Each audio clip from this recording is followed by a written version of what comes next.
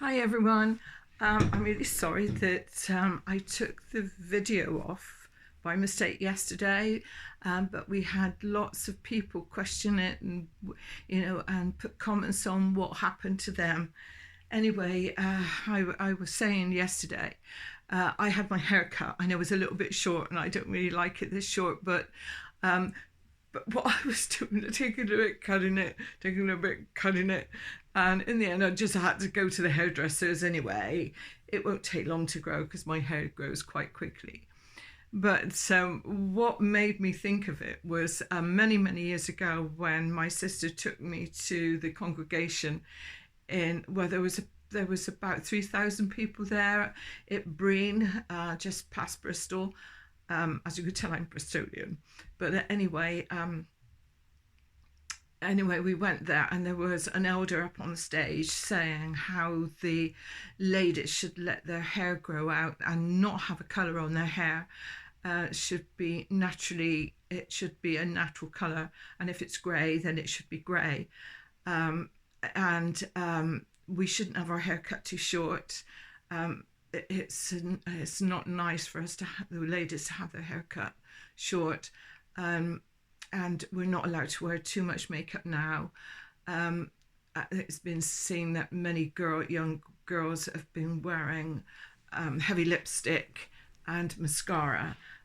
But mind you, you're talking about nearly 40 years ago, and all this Dollywood stuff wasn't even in a trend then. So anyway, he was on about that you shouldn't wear lots of makeup and certainly not a lot of jewellery. The only jewellery that you should wear is your wedding ring, and perhaps some little earrings, perhaps a stud earring, but no further than that. And the men, well, no beards at all. That is against their religion to wear a beard. And their hair must be short back and sides. Their shirts have to be white, and their ties, no, you can't wear a coloured tie. It has to be something that is office-like, with a traditional like 1920s tie, nothing pink, yellow, green, or anything like that. And it wasn't to be too big a knot. Well, there you are. And it's always like a threat. If you do this, and you go against what we are saying, then you will die, and you will never be brought back, and you will never see your friends again. And like you think, well, hang on. And I said, I wasn't baptized then, and I said to my sister, who was, so why?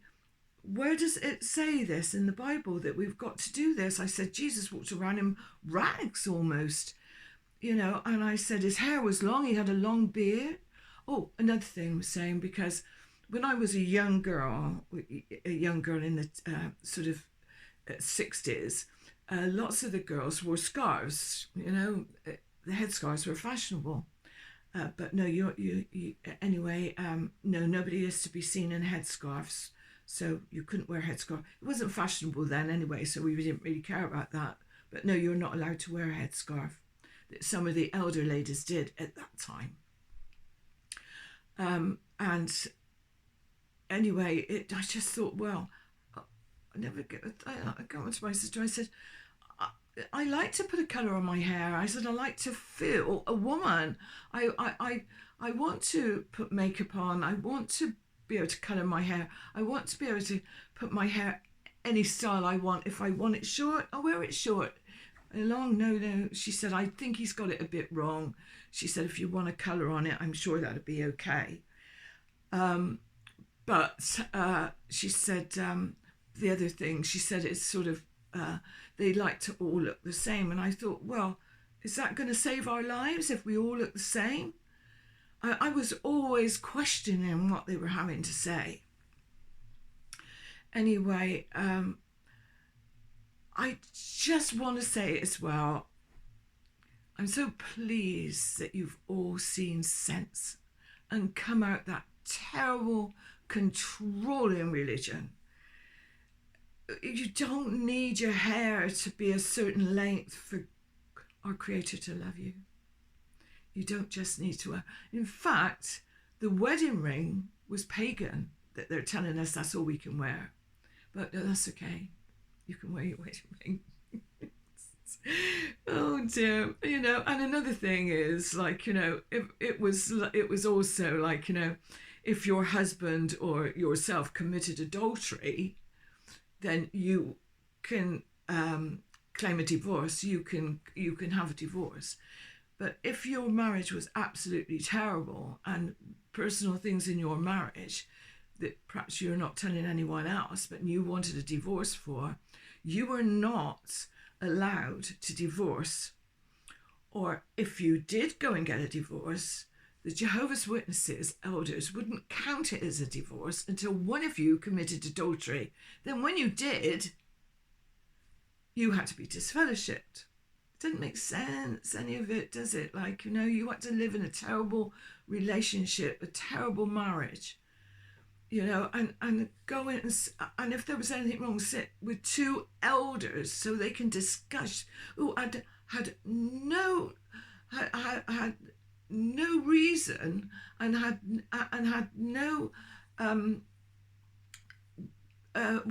education wise to tell you what to do in your marriage. They're not allowed to further their education. They said, don't further your education because the end is coming and you don't need to. All you need to do is go out and tell them about God's word. Well, what about people that live in a different country then, that were Africa, and you've told them about Jehovah? Have the women got to stop wearing these hats that they wear? Have the men out there got to stop wearing these cotton skirts that some of them wear in the deepest places in Africa? Have they got to wear a suit with a white shirt? Please, let's be sensible about this. They control you any way they want. This is not about religion. This is about control. Our Creator doesn't see your religion. It sees your heart and your deeds, that you love one another. Please, stay away. Stay away. If any of you who are thinking of going with the Jehovah's Witnesses, please don't. They take your life and control it. You have no say in what you do or what you wear or what you can celebrate. It's your life. You do it as you want. Okay, my little dog's barking. This is Boise. Probably wants to go out while the postman's coming. But anyway, thank you for listening to me, and I love you all. And be strong. And please keep together. And you are making me strong as well. Because you know my daughter lives 22 steps away from me. And I'll go out there now, take the dog for a walk, and they'll pass me in the street as if I'm a stranger. No, even strangers say hello or good morning.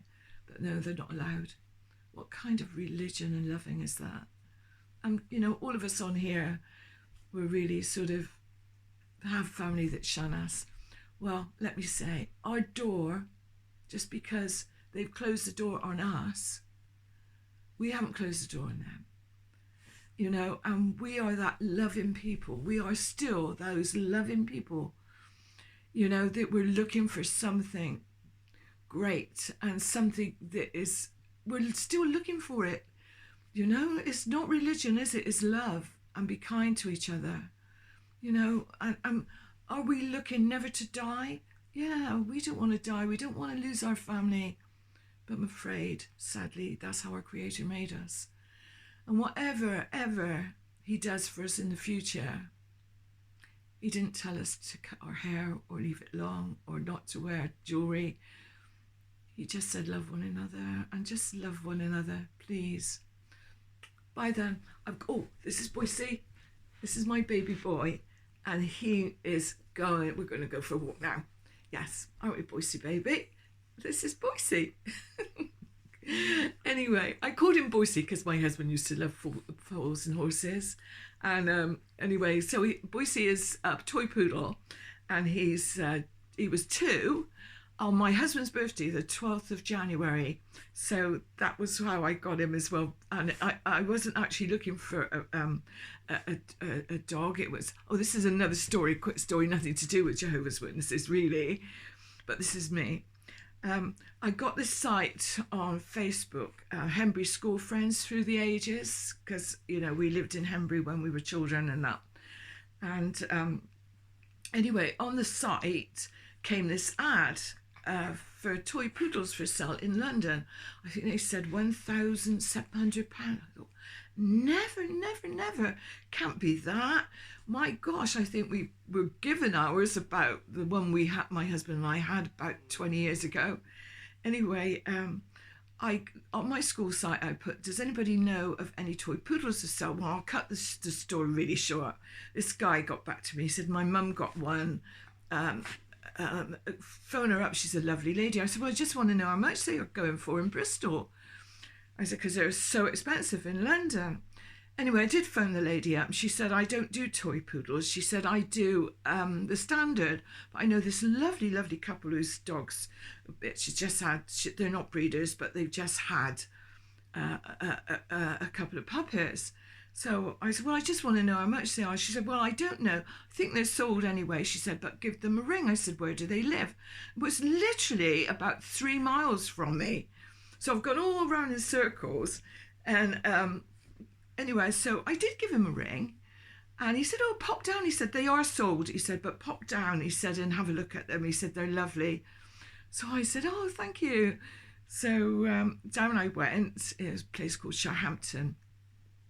And my son had just pulled up, the one who's never been in the truth and hates it and whatever. Anyway, I said, oh, David, could you pop me down to Shire, please? I said, and I explained to him. Anyway, this man opened the door, his name was Gary, and he said, like, here they are, and they were in the kitchen, and this one of them was jumping up at me, and I said, okay to pick him up? He said, yeah. So he licked my ear, this little dog. I said, oh, he says, come in, bring him in the front room. So he said, how did you hear of us? And I said, oh, through Henbury School Friends Through the Ages. And he said, oh, my cousin went to Henbury. I wonder if you know him. He said, and he said his name. I couldn't believe it. I said, I ought to know him. He's married to my sister. Oh my gosh, he said, this is meant to be. This is absolutely meant to be. And I said, well, yeah, as well, because you're telling me that these puppies were born on the 12th of January, and that's my husband's birthday. And he said, this is meant to be. He said, one of the ladies from Devon hasn't put deposit on the one you've got, and she wants us to take him down to Devon. Well, my wife's invalid, we can't get there, but if you'd like him, you can have him for 700. And I thought, oh my gosh, I was over the moon, but I didn't have £700. And my son said, Mum, if you want him, I'll go half with you. So this is what happens. And he was meant to be. My baby is meant to be. But he is spoiled. He has to have 2 chicken thighs cooked, simmered in a cooking bag. If they're overdone, he won't eat it, and that's about 2 o'clock. And then when he goes out for his last little wee out the back at night, about 10 to 11 or something like that, then he'll come in and eat his dry food. But anyway, he's spoiled. He really is spoiled. But this is Boise. Okay, thanks a lot. I know we went off the subject a bit, but you're getting to know me. You take care. Bye, everyone. Bye.